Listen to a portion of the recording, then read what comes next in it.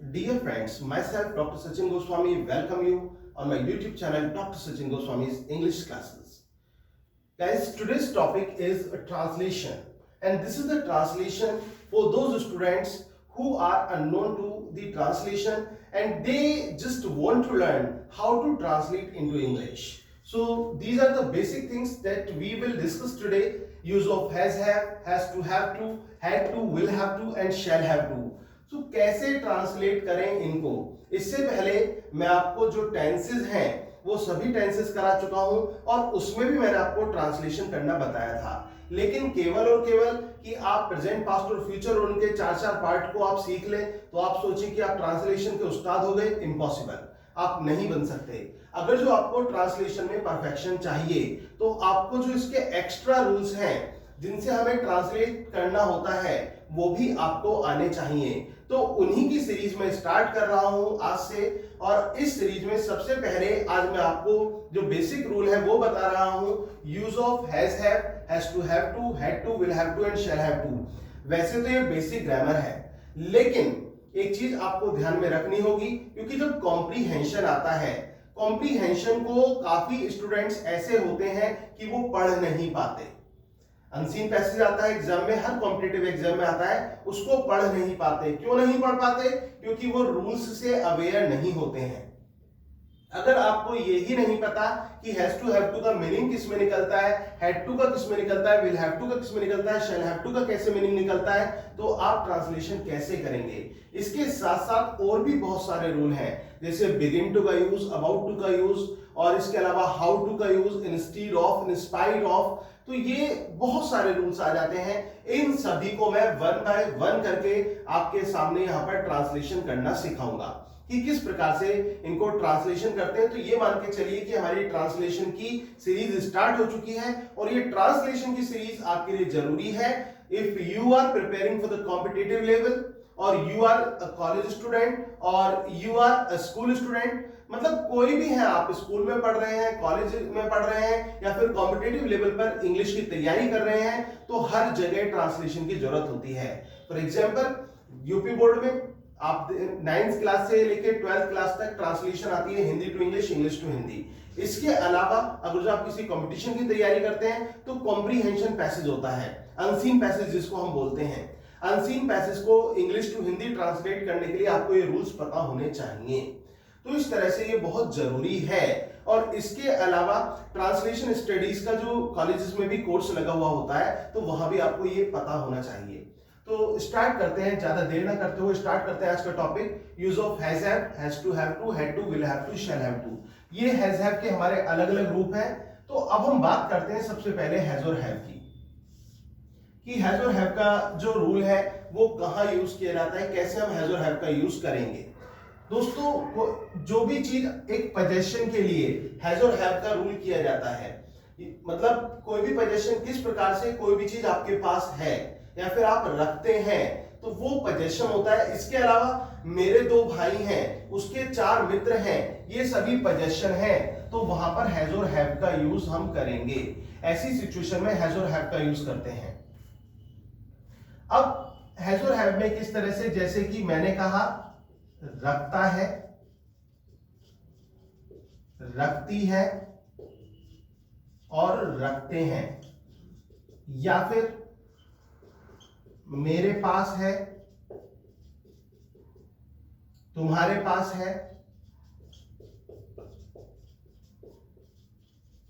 मेरे पास है, तुम्हारे पास है, और इसके साथ साथ मेरे 2 मित्र, या फिर भाई भी आप बोल सकते हैं, भाई हैं। तो ये जो इस प्रकार के जो वाक्य होते हैं ये हैज और हैव से बनाए जाते हैं। मतलब रखता है, रखती है, रखते हैं, मेरे पास है, तुम्हारे पास है, मेरे 2 भाई हैं, मेरे 2 मित्र हैं, तो ये हैज और हैव से हम इनको यूज करेंगे। अब इसमें एक चीज ध्यान रखना, अगर हैज और हैव की जगह यहां पर आ जाता है हैड, हैड का रूल, तो हैड में क्या हो जाएगा, बस ये जो है ये बदल जाएगा था में, रखता था, रखती थी, ठीक है। और इसके अलावा मेरे पास था, मेरे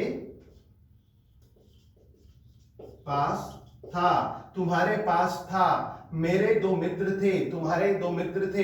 तो इस प्रकार के जो वाक्य होते हैं वो हैज और हैव से बनाए जाते हैं। और हैड का मैंने आपको बताया, हैड क्या है, ये इस हैज और हैव का पास्ट रूप है, हैड जो है।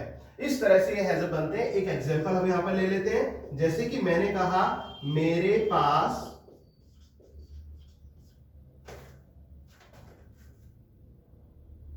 तुम्हारी कलम है। मेरे पास तुम्हारी कलम है। सबसे पहले मेरे पास, मेरे के लिए सब्जेक्ट के रूप में मेरे आ रहा है तो आई लगाएंगे। अगर जो होता मेरा भाई, मेरा मित्र, तो माई लगता, माई फ्रेंड। लेकिन मेरा सब्जेक्ट के रूप में आ रहा है, उसके साथ कोई अटैच नहीं है तो आई लगाएंगे। आई हैव, आई के साथ है, आई हैव क्या चीज। अब इसको आप उल्टा लेकर चलिए, आई हैव योर क्या, pen. I have your pen, मेरे पास तुम्हारी कलम है। I have your pen. अगर जो मैं ये कह देता मेरे पास तुम्हारी कलम थी, है की जगह मैंने अगर थी कर दिया तो मैं इसको यूज करता आई हैड योर पेन। इस तरह से हम इसको यूज करते हैं। अगर जो मैं एक वाक्य कहूं कि मेरे दो मित्र थे, आई हैड टू फ्रेंड्स, क्योंकि थे और मेरे दो मित्र हैं, आई हैव टू फ्रेंड्स। इस तरह से इनको हैज हैव को बनाते हैं। अब हम बात कर लेते हैं हैज टू हैव टू की। हैज टू हैव टू कहां यूज करते हैं? हैज टू हैव टू होता है प्रेजेंट में।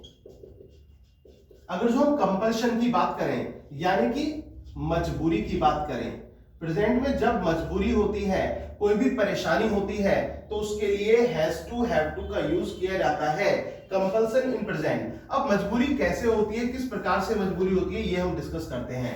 मजबूरी में ये होता है कि जैसे कि आपने कहा मुझे, उसे या फिर हमें जाना, करना पड़ता है। और जाना करना की जगह कुछ और भी हो सकता है, मतलब मुझे काम करना पड़ता है, मुझे वहां जाना पड़ता है, मुझे दूध पीना पड़ता है, आप नहीं पीना चाहते, पीना पड़ता है। तो ये सिचुएशन में, या फिर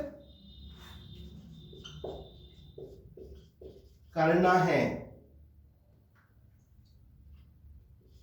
धोने हैं, क्या कपड़े धोने हैं, मजबूरी है। तो कोई भी मजबूरी है तो इस प्रकार के जहां पर वाक्य आ जाए, प्रेजेंट में कंपल्शन आ जाए, तो वहां पर हैज टू हैव टू का यूज करते हैं। Has to with singular one and have to with plural one. और आई के साथ हैव टू लगाएंगे क्योंकि I consider as plural, I and you. अब एग्जाम्पल की बात कर लेते हैं, जैसे कि मैंने कहा तुम्हें वहां जाना है, तुम्हें वहां जाना है, सो यू, इसके बाद हैव टू, क्योंकि पहले सब्जेक्ट लाते हैं, फिर हैज टू हैव टू लाते हैं, फिर उसके बाद मेन वर्ब लाएंगे आप, जाना। You have to go first form ही आती है इनमें सभी में फर्स्ट फॉर्म आएगी, इस चीज को विशेष ध्यान रखना। यू हैव टू गो, कहां, वहां, there, you have to go there. इस तरह से ये बन जाएगा। सबसे पहले यू लगाया, फिर हैव टू लगाया, फिर उसके बाद जाने की इंग्लिश, फिर उसके बाद इधर से, तो you have to go there, तो ये हो गया। अब ऐसे ही मुझे वह कार्य करना पड़ता है, मुझे वह कार्य करना पड़ता है। सो आई हैव टू डू, आई के बाद हैव टू, फिर उसके बाद करना, आई हैव टू डू क्या, वह कार्य। ठीक है, इसी तरह से आपको चलना है। सबसे पहले सब्जेक्ट लीजिए, फिर हैव टू लीजिए, फिर यहां पर आप वर्ब को लीजिए डू, और फिर उल्टा इसका चल दीजिए, I have to do that work, मुझे वह कार्य करना पड़ता है। तो ऐसे ही कोई भी सेंटेंस क्यों ना आ जाए, कोई भी सेंटेंस क्यों ना आ जाए, आपको इसी तरह से बनाना है। मजबूरी की बात होगी तो हम हैज टू हैव टू का यूज करेंगे। अब इसके बाद फिर आ जाता है हमारा हैड टू। हैड टू क्या है, सेम इसका पास्ट वर्जन है, ये इसका पास्ट है, सारी सिचुएशन पास्ट में हो जाती है। जैसे कि ये प्रेजेंट में मजबूरी, और ये हमारी क्या हो जाएगी, पास्ट में मजबूरी। जो पास्ट में मजबूरी होगी, ये पास्ट में मजबूरी मतलब जाना पड़ता था, करना पड़ता था, धोने थे, खाना था। तो जो भी कार्य करना पड़ता था या करना पड़ा, मुझे खेत जोतना पड़ा, मुझे खेत जोतना पड़ा। अब मैं इसी एग्जांपल को ले लेता हूं। मैंने कहा मुझे खेत जोतना पड़ा, ये मैंने लिया, मुझे खेत जोतना पड़ा, तो आई, इसके बाद क्योंकि पास्ट में पड़ा, पास्ट में मजबूरी है तो हैड टू लगा दीजिए, आई हैड टू, फिर उसके बाद plough, I had to plough the field, I had to plough the field, मुझे खेत जोतना पड़ा, I had to plough the field. सबसे पहले सब्जेक्ट लाइए, फिर हैड टू का यूज कीजिए, फिर वर्ब लेकर आइए, फिर जो आपका जो मेन ऑब्जेक्ट बचा उसे आप लिए I had to plough the field. इस तरह से ये पास्ट में मजबूरी हो जाती है आपकी। अब हम इसी बात को कहने लगे कि मुझे वह कार्य करना पड़ता था, है की जगह हम था कह देते हैं, तो I had to do that work. तुम्हें वहां जाना पड़ा तो you had to go there. इस तरह से बस हैज टू हैव टू की जगह हैड टू रिप्लेस हो गया है, इसके अलावा कुछ नहीं। इसी तरह से आप इसको बना सकते हैं। Now we will discuss about will have to and shall have to. How to use will have to and shall have to. देखिए, अगर जो हम फ्यूचर रेफरेंस एंड प्रेजेंट की बात करें कि प्रेजेंट में फ्यूचर रेफरेंस कैसे दें, तो हैज टू हैव टू भी चल जाएगा इसमें, क्योंकि फ्यूचर के लिए हम हैज टू हैव टू का भी यूज कर सकते हैं जब हम बात करते हैं फ्यूचर रेफरेंस इन प्रेजेंट की। जैसे कि मुझे वहां जाना है, I have to go there, जाना कब है, फ्यूचर में ही तो जाना है।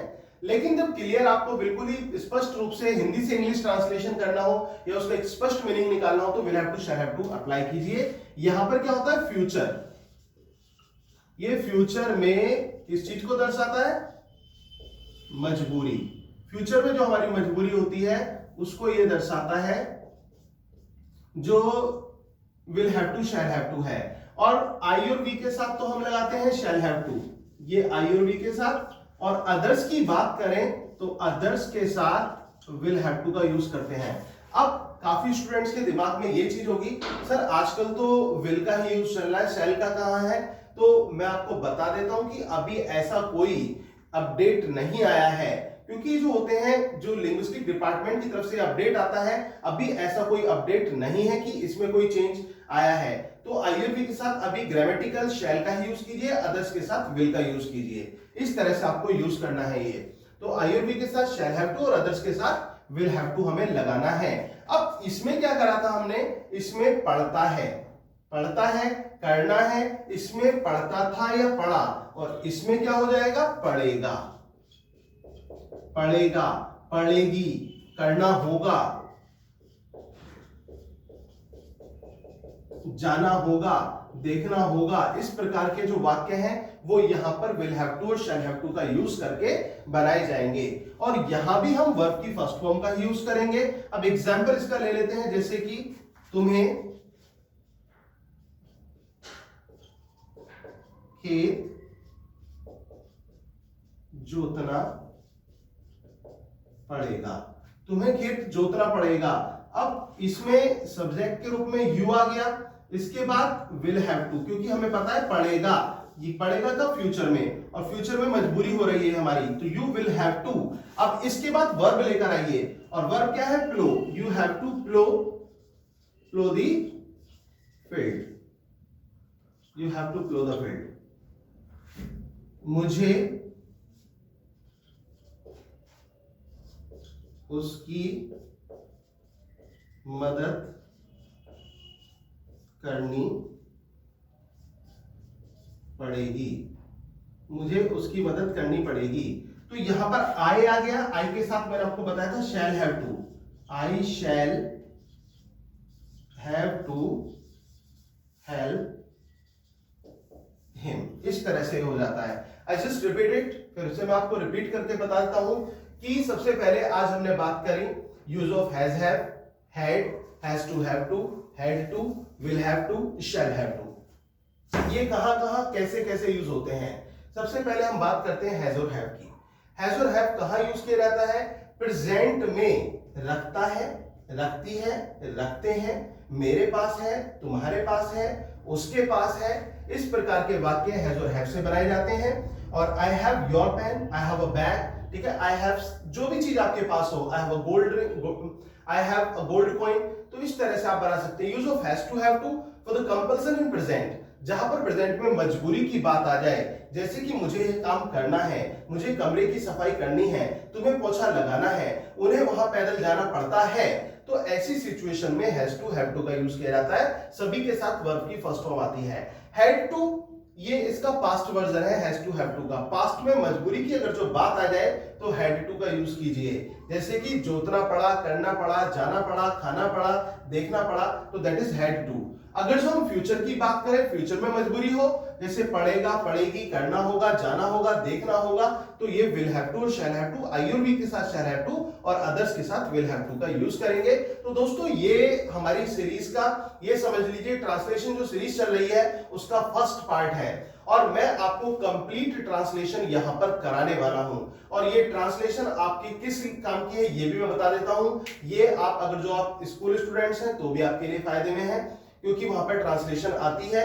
और अगर क्योंकि ना भी आती हो, आप इंग्लिश मीडियम में हो, तो कॉम्प्रीहेंशन जो होता है, अनसीन पैसेज, उसको पढ़ने के लिए या फिर जो आपकी बुक्स होती हैं उनको ट्रांसलेट करने के लिए आपको ये आना चाहिए, English to Hindi and Hindi to English.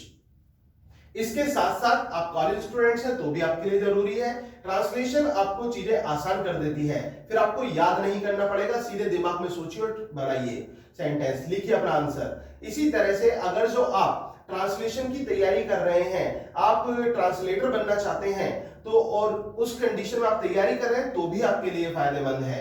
तो हर तरह से और कॉम्पिटिटिव लेवल की तैयारी कर रहे हैं तो कॉम्प्रीहेंशन में आपको फायदा देती है, तो आपका तो फायदा ही फायदा है। तो इस सीरीज से जुड़े रहिए और अपने साथ साथ अपने दोस्तों को भी ज्यादा से ज्यादा इससे जोड़िए। उम्मीद है कि आपको जो ये वीडियो है ये पसंद आया होगा। दोस्तों अगर आपको मेरी ये वीडियो अच्छी लगी तो प्लीज चैनल को सब्सक्राइब कर लीजिए और जो बेल आइकन है उसको हिट जरूर कर देना, ताकि आपको रेगुलर अपडेट्स इसकी मिलती रहे। और वीडियो को ज्यादा लाइक और शेयर भी करना। Thank you very much, yours doctor Sachin Goswami.